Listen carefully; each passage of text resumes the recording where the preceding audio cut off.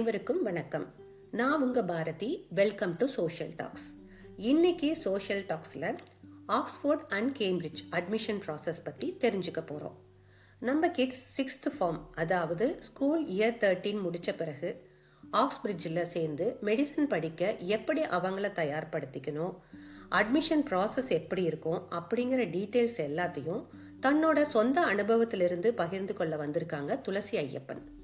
இவங்க முக்கியமாக work experience, extra curricular activities எவ்வளோ முக்கியம், யூகாஸ் பர்சனல் ஸ்டேட்மெண்ட் எப்படி தயார் பண்ணணும், entrance test and interview preparation, இந்த மாதிரி எல்லா ஏரியாஸையும் கவர் பண்ண போகிறாங்க. இதோட இந்த டஃப்பான ப்ராசஸை சக்ஸஸ்ஃபுல்லாக கிளியர் பண்ண பேரண்ட்ஸ் அண்ட் ஸ்டூடெண்ட்ஸுக்கு நிறைய டிப்ஸும் கொடுக்க போகிறாங்க. இப்போது நம்ம கெஸ்ட்டை வெல்கம் பண்ணிடுவோம். Hello Tulasi, welcome to our podcast. Hi Bharati. Thank you so much for offering me to participate in this social talk. I'm so happy you joined today. உங்களை பற்றின இன்ட்ரொடக்ஷன்ல இருந்து ஸ்டார்ட் பண்ணுவோம். கண்டிப்பா பாரதி. ஆக்சுவலாக வந்து I have 2 boys. They finished their secondary education in one of the grammar school in Sutton. Elder one வந்து he is doing 4th year medicine at Oxford. Younger one வந்து he is doing first year medicine at Cambridge Uni. I know very well, பார்த்தீங்கன்னா medicine வந்து is a long career course actually. So I want to make sure whether it is okay for both of my sons to choose medicine அப்படின்ட்டு. But ரெண்டு பேருமே happy தான். Maybe வந்து I think one of the reason வந்து my husband influenced அவர் boys career choices நினைக்கிறேன். ஏன்னா my husband he's also robotic urology consultant. So அவர் வந்து ஒரு இன்ட்ரெஸ்டிங்கான ஒரு கிளினிக்கல் பேஷண்ட்டை பற்றியோ இல்லை ஏதோ ஒரு டிஃப்ரெண்ட்டான ஆப்ரேஷன் பற்றியோ அவர் டிஸ்கஸ் பண்ணுவார் யூஸ்வலாக டைனிங்கில். அப்போ பாய்ஸ் வந்து ஆல்வேஸ் தே லிசன். ஸோ அவங்க லிசன் பண்ணனால I think they got influenced by this course நினைக்கிறேன். அடுத்து நம்ம கிட்ஸ் அவங்களோட கேரியரை டிசைட் பண்ண ஒர்க் எக்ஸ்பீரியன்ஸ் எவ்வளோ ஹெல்ப் பண்ணுது, அதோட அதுக்கு எப்போ எப்படி அப்ளை பண்ணணும்னு பார்க்க போகிறோம்.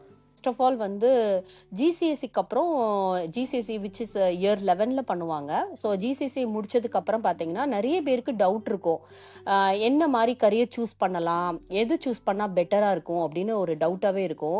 ஸோ அந்த மாதிரி டயத்தில் I would suggest them to do like a work experience மாதிரி ஐ வுட் சஜஸ்ட். ஏன்னா இப்போ ஒர்க் எக்ஸ்பீரியன்ஸ் வந்து ஒரு 1 or 2 weeks பண்ணுறாங்க டூரிங் சம்மர் ஹாலிடேஸ், அந்த மாதிரி பண்ணுறாங்கன்னு வைங்களேன். அப்போ வந்து அந்த என்வாயர்மெண்ட், அந்த ஹாஸ்பிட்டலோட செட்டிங்ஸ் வந்து பார்த்தீங்கன்னா definitely it would give an idea for them whether they could do this medicine course or not அப்படிங்கிறது. or even not only for medicine, even பார்த்தீங்கன்னா ஒரு ஃபைனான்ஸோ இல்லை பிஸ்னஸோ இல்லை சம்திங் ரிலேட்டடான கோர்சஸை they can try to do and they can choose accordingly. அந்த மாதிரி choose பண்ணிக்கலாம். Another thing I want to add on, இப்போ இயர் 11 ஜிசிஎஸ்சி முடிச்சதுக்கப்புறம் இப்போ suppose they want to do medicine அப்படின்னு நம்ம டிசைட் பண்ணிட்டாங்க, நம்ம பாய் ஆர் அ கேர்ள் அப்படின்னா, நீங்கள் வந்து we have to keep an eye on certain hospital. ஏன்னா certain hospital for work experience applications, ஏன்னா applications would be open only during certain times. நம்ம வந்து அதை நோட் பண்ணிக்கணும்.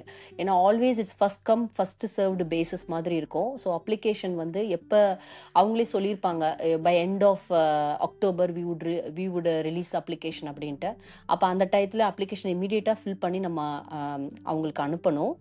ரெண்டாவது நீங்கள் சூஸ் பண்ணிக்கலாம், அதில் வந்து அவங்களே கேட்பாங்க அந்த அப்ளிகேஷனில் what specialities would you like to gain work experience in அப்படின்னு கேட்பாங்க. அப்போ அது வந்து நம்ம orthopaedic, cardiology department, accident and emergency எதுனாலும் நமக்கு பிடிச்ச ப்ரிஃபரன்ஸ் பிரகாரம் 1 to 3 அப்படின்னு 3 சாய்ஸஸ் இருக்கும். நீங்கள் 3 சாய்ஸஸ் அதில் நீங்கள் ஆட் பண்ணிக்கலாம். இதோட பேரண்ட்ஸோட பங்களிப்பு மற்றும் அவங்க பண்ற ரிசர்ச் எவ்வளோ முக்கியம்னு இப்போ தெரிஞ்சுக்கலாம். இந்த சிஸ்டம் வந்து பார்த்தீங்கன்னா இட் வாஸ் கம்ப்ளீட்லி எனக்கு டிஃப்ரெண்ட்டாக இருந்தது. ஏன்னா என் ஹஸ்பண்ட் வந்து he qualified in India. So he qualified and everything was straight ஃபார்வர்டாக இருந்தது. ஸோ நான் வந்து இந்த ப்ராசஸே எனக்கு ரொம்ப புதுசாக இருந்துச்சு என்னோட பாய்ஸ்ட. ஸ்கூல் வந்து of course is going to give a guidance, அதில் எந்த டவுட்டுமே இல்லை. பட் ஆனால் பீங் அ பேரண்ட் நம்மளுடைய responsibility, they have to be in a good uni and they have to choose a good course. So நான் என்ன பண்ணேன்னா ஐ ஸ்டார்டட் டு ரிசர்ச். ஏன்னா எப்பயுமே in order to achieve something I always do lot of research and lot of statistics கூட நான் பண்ணுவேன். So நான் நிறைய ரிசர்ச் இது பார்த்தேன், ரிசர்ச் எல்லாம் ஐடென்டிஃபை பண்ணேன். அப்போ வந்து பார்த்தீங்கன்னா நான் ஆக்ஸ்போர்ட் அண்ட் கேம்பிரிட்ஜ்னா சும்மா யூனி நம்ம காமராஜ் யூனி மாதிரி இருக்கும், இல்லை டாக்டர் எம்ஜிஆர் யூனிவர்சிட்டி மாதிரி தான் இருக்கும்னு நினைச்சேன். அப்புறம் தான் எனக்கு தெரிஞ்சது ஆக்ஸ்போர்ட்லேயே உங்களுக்கு நிறைய காலேஜஸ் இருக்கு. ஆக்சுவலாக வந்து ஆக்ஸ்போர்ட்ல வந்து உங்களுக்கு ஒரு 30 காலேஜஸ் இருக்கு, கேம்பிரிட்ஜில் ஒரு 30 காலேஜஸ் இருக்கு. அந்த 30 காலேஜஸுமே பார்த்தீங்கன்னா மெடிசன் கோர்ஸ் ப்ரொவைட் பண்ணாது. ஃபர்ஸ்ட் ஆஃப் ஆல் நம்ம நம்ம பாயோ கேர்ளோ எந்த கோர்ஸ் பண்ணுறாங்கங்கிறத டிசைட் பண்ணிட்டு அந்த ஆக்ஸ்போர்டோ இல்லை நம்ம சூஸ் பண்ணிக்கணும் எய்தர். ஏன்னா நம்ம இப்போ if we apply for Oxford we can't apply for Cambridge, we have to choose only one university. So நம்ம அதை சூஸ் பண்ணதுக்கப்புறம் we need to make sure that அந்த காலேஜில் வந்து இந்த கோர்ஸ் ப்ரொவைட் பண்ணுதா அப்படின்னு நம்ம செக் பண்ணிக்கணும் ஃபர்ஸ்ட். ஸ்கூல் மூலம் ஸ்டூடெண்ட்ஸ்க்கு கிடைக்கிற சப்போர்ட் அண்ட் மெடிக் சொசைட்டி இதை பற்றி துளசி என்ன சொல்கிறாங்கன்னு கேட்போம். நம்ம என்ன பண்ணணும்னா இப்போ கிராமர் ஸ்கூலோ ஸ்டேட் ஸ்கூலோ whatever it is, school வந்து எப்படி சப்போர்ட் பண்ணுதுங்கிறத நம்ம வந்து we have to ask, we have to enquire. ஏன்னா இப்போ என்னோட பாய்ஸ் படித்த கிராமர் ஸ்கூலில் வந்து தேர் வாஸ் அ மெடிக் சொசைட்டின்னு ஒன்று இருந்தது. ஸோ எவ்ரி வீக் வந்து ஃபார் கப்புள் ஆஃப் ஹவர்ஸ் வந்து they go for this medic society. அதில் வந்து they do like group discussion பண்ணுவாங்க.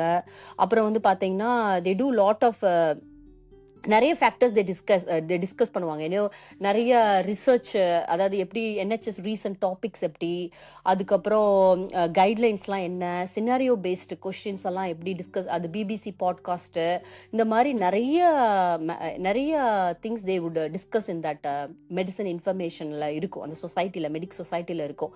நம்ம கிட்ஸ் போகிறப்ப they would have an idea. So அது நம்ம வந்து we need to make sure we have to ring the school and ask whether they have like medic society நம்ம கேட்டுக்கணும். அதே மாதிரி நம்ம வந்து we need to make sure that இப்ப ஃப்ரெண்ட்ஸோட ஜாயின் பண்ணி நம்ம பாய்ஸ் வந்து படிக்கலாம். அது வந்து ரொம்ப ஹெல்ப்ஃபுல்லா இருக்கும். ஒருத்தருக்கு ஒருத்தர் they can take in turn to ask questions and prepare for the exam. அதுவும் யூஸ்ஃபுல்லான ஒரு டிப்பு தான் உங்களுக்கு, பாய்ஸ் எல்லாம் ஜாயின் பண்ணி படிக்கிறது. மெடிசன் படிக்க ஸ்கூல் இயர் 12ல் எந்த சப்ஜெக்ட்ஸை ஸ்டூடெண்ட்ஸ் சூஸ் பண்ணணும்னு பார்ப்போம். Chemistry is a compulsory subject. நம்ம ஊர்ல இஸ் கம்ப்ளீட்லி டிஃபரெண்ட். நம்ம ஊர்ல biology is a compulsory subject to choose. ஆனா இந்த ஊர்ல கெமிஸ்ட்ரி தான் இம்பார்ட்டன்ட், பயாலஜி இஸ் அன் ஆப்ஷனலா தான் வரும். ஆனா அது எடுக்கிறனால it's going to benefit us டெஃபினட்டா. ஏன்னா பயாலஜி வந்து it's good in terms of நம்ம தேர்ட் இயர் ஃபோர்த் இயர் படிக்கும் போது பிசியாலஜி அனட்டோமிலாம் சப்ஜெக்ட் படிக்கும் போது it's going to help us a lot. So it adds on நமக்கு. ஸோ கெமிஸ்ட்ரி அந்த 3 subjects sometime they would take, some boys would take 4 subjects எடுப்பாங்க for A levels. So it depends, but 3 subjects would be sufficient to choose. There is another thing I want to say, EPQ னு ஒன்று இருக்கு, which is extended project. Extended project is very good. ஸ்கூல்லே அது பண்ணாங்க. என்னோட grammar ஸ்கூல்ல, என்னோட பாய்ஸோட grammar ஸ்கூல்ல they did EPQ வந்து பண்ணாங்க. And there is one thing called above and beyond work அப்படின்னு இருக்கு ஒரு A levelsல. That is very important one. What is above and beyond ஒர்க்னா, இது வந்து நம்மளாவே we have to do research. Boys or girls they have to do research. They have to go and check in the website. School, அதாவது ஹாஸ்பிட்டலோட வெப்சைட்ல போய் பார்க்கணும் ஏதாவது ஒர்க் ஷாப்ஸ் இருக்கா, ஏதாவது கான்ஃபரன்சஸ் இருக்கா அப்படின்னு அவங்க செக் பண்ணிட்டு அதுக்கப்புறம் it would be there definitely they would. ஏன்னா ப்ரொஃபஸர்ஸ் வந்து they will come and give like certain topic. For example வந்து நியூரோ சயின்ஸ் பற்றி சொல்லலாம். அந்த மாதிரி ஒரு டாபிக் மாதிரி 1 hour தான் இருக்கும் அந்த டீச்சிங். அதில் போய் இவங்க அட்டன் பண்ணாங்கன்னா that you could write in a personal statement as above and beyond work அப்படின்னு ஆக்டிவிட்டின்னு போட்டுக்கலாம், which is very very crucial. ஏன்னா that plays a important role and they give more marks for above and beyond work activity. அது நம்ம அவங்க கண்டிப்பா பார்ப்பாங்க. Uxbridge apply பண்ணுறது எவ்வளோ முக்கியம், அதோட அங்கே உள்ள காலேஜஸை எப்படி சூஸ் பண்ணணும்? நம்ம வந்து நிறைய பேர் இன்னொரு டவுட் என்னன்னா, போடும் போதே ஐயோ ஆக்ஸ்பிரிட்ஜா ரொம்ப டஃப், நம்ம அந்த சாய்ஸே போட வேணாம், why we have to risk, நம்ம அந்த ஒரு சாய்ஸ் நம்ம போட வேண்டாம்னு நினைப்பாங்க. But that is not the right thing. நம்ம we have to give a best shot. ஏன்னா வந்து it is quite easier in the sense உங்களுக்கு வந்து if they are very determined and if they are hard working and if they have some really good analytical thinking skills, then why not they can try. இப்போ for example வந்து பார்த்தீங்கன்னா இப்போ ஆக்ஸ்பிரிட்ஜில் வந்து ஜிசிஎஸ்சிக்கு தான் நம்ம இதையும் நம்ம வி ஹாவ் டு ரிசர்ச். ஆக்ஸ்பிரிட்ஜில் மட்டும் ஜிசிஎஸ்சிக்கு தான் அவன் அந்த கிரேட்ஸ்க்கு தான் அவன் ரொம்ப ப்ரிஃபரன்ஸ் கொடுப்பாங்க rather than A levels. Some London uni they give priority for A levels. இப்போ ஆக்ஸ்பிரிட்ஜில் வந்து ஒரு ரேஷியோ கால்குலேட் பண்ணுவாங்க. ஃபார் எக்ஸாம்பிள் வந்து இப்போ ஜிசிஎஸ்சிக்கு வந்து ஒரு 40%, நான் ஒரு எக்ஸாம்பிள் தான் சொல்கிறேன், ஒரு 40% ஜிசிஎஸ்சிக்கு எடுத்துட்டா ஒரு 30% வந்து இன்டர்வியூக்கு இருக்கும், 20% அதர் ஃபேக்டர்ஸ் இருக்கும், 10% ஒரு எக்ஸ்ட்ரா கரிக்குலர் இருக்கும். ஸோ இந்த மாதிரி ரேஷியோ பார்த்து தான் கால்குலேட் பண்ணுவாங்க. ஸோ நம்ம வந்து சப்போஸ் ஜிசிஎஸ்சியில் ஓரளவுக்கு லோ மார்க் எடுத்தால் கூட நம்ம வந்து புட் ஆஃப் பண்ண வேண்டாம், ஐயோ நமக்கு கிடைக்காதே அந்த மாதிரிலாம் இல்லை. It doesn't work. அதே மாதிரி எல்லாத்துலேயுமே கிரேட் 9 எடுக்கணும் ஜிசிஎஸ்சிலன்னு இல்லை. If they score really 8 and 9 it should be fine for applying for Oxbridge. Choosing the college வந்து is a very very important. ஏன்னா லொக்கேஷன் அது எங்கே வந்து லொக்கேட்டட் ஆயிருக்குன்னு பார்க்கணும். இப்போ காலேஜ் வந்து சில காலேஜஸ் பார்த்தீங்கன்னா வந்து சிட்டி சென்டர் பக்கத்தில் இருக்கும், சில காலேஜஸ் சிட்டி சென்டருக்கு ரொம்ப ஃபாராக இருக்கும். ஆனால் உங்களுக்கு வந்து ஒரு காமன் லெக்சர்ஸ் எல்லாமே ஒரு லெக்சர் தேட்டரில் நடக்கும். ஸோ நம்ம வந்து இதெல்லாமே நம்ம கால்குலேட் பண்ணிக்கணும். ஏன்னா இப்போ நம்ம பாய் ஆர் அ கேர்ள் நமக்கு பிடிச்ச காலேஜ் நம்ம போடும் போது அவங்க எல்லா பேருமே ஏன்னா டிஃப்ரெண்ட் அந்த ஒரு கோர்ஸ் பண்ணுறதுக்கு டிஃப்ரெண்ட் காலேஜஸ்ல இருந்து வந்து அவங்க அட்டன் பண்ணணும் அந்த காமன் லெக்சரை. அப்ப அட்டன் பண்ணும் போது அவங்க வந்து ஏபிள் டு கம்யூட்டா நம்ம பார்க்கணும், வாக்கபிளா இல்ல சைக்கிள் பண்ணி வந்துக்கலாமா, அந்த மாதிரி ஃபீச்சர்ஸ் எல்லாமே நம்ம 100% நம்ம பார்க்கணும். That's a very important to know. அது ஏன்னா from my personal experience I know boys வந்து நிறைய பேர் ஸ்ட்ரகிள் பண்ணாங்க, ஃபாராகவே சூஸ் பண்ணிட்டு ஏன்னா குவைட்டராக இருக்கும்னு சூஸ் பண்ணதுக்கப்புறம் ஏர்லி மார்னிங் லெக்சருக்கு வந்து 8 o'clock or 9 o'clock இந்த மார்னிங் வந்து they couldn't come and attend the lectures. So they do virtual அந்த மாதிரி பிகாஸ் ஆஃப் த லொக்கேஷன் அவங்க கேர்ஃபுல்லாக கன்சிடர் பண்ணாதனால இட் வுட் ஹேப்பன். நெக்ஸ்ட் வந்து இப்போ வந்து நம்ம அப்ளிகேஷனில் போடும் போது ரேண்டமாக நம்ம ஆக்ஸ்ஃபோர்ட் கேம்பிரிட்ஜ் போடலாம். இல்லைன்னா இப்போ ஆக்ஸ்ஃபோர்ட் நமக்கு ஏதாவது ஒரு இப்போ ஆக்ஸ்ஃபோர்டில் ஏதாவது ஒரு காலேஜ் பிடிச்சிருக்குன்னு வைங்களேன், அந்த காலேஜை ஸ்பெசிஃபிக் பண்ணி போடலாம். So it's choice is up to us. ஆனால் என்னுடைய சஜஷன் எப்பயுமே நீங்கள் காலேஜ் ஏதாவது பிடிச்சிருக்குன்னா நேம் ஆஃப் த காலேஜ் போட்டுருணும். ஏன்னா நம்ம இன்டர்வியூவில் நல்லா நம்ம ஆன்சர் பண்ணோம்னா they would give a place to the college what we wanted. இல்லைன்னா அவங்க ரேண்டமாக they are going to give a college, so we need to accept later on.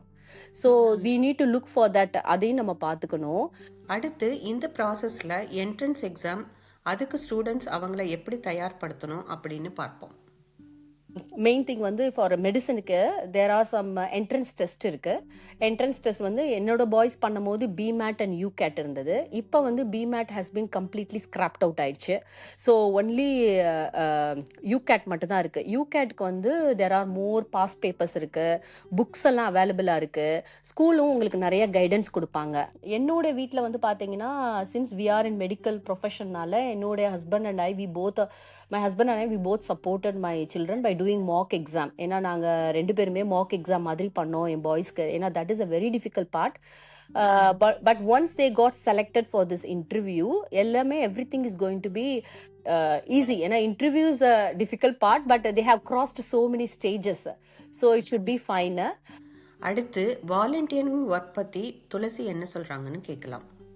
Voluntary job வந்து எய்தர் இன் கேர் ஹோமில் பண்ணலாம், இல்லைன்னா ஒரு ஹாஸ்பிட்டலில் வந்து கிங்ஸோ இல்லை செயின்ட் ஜார்ஜோ வேறெவர் இட் இஸ் ஒரு 2 hours வீக்லி பெர் வீக் அப்படின்னு சொல்லிட்டு they can do like a volunteer. இது எதுக்குன்னா once they start to do they learn all the ஒரு கம்யூனிகேஷன் ஸ்கில்ஸு, அதுக்கப்புறம் உங்களுக்கு டீம் ஒர்க்கு, இது எல்லாமே they would start to learn.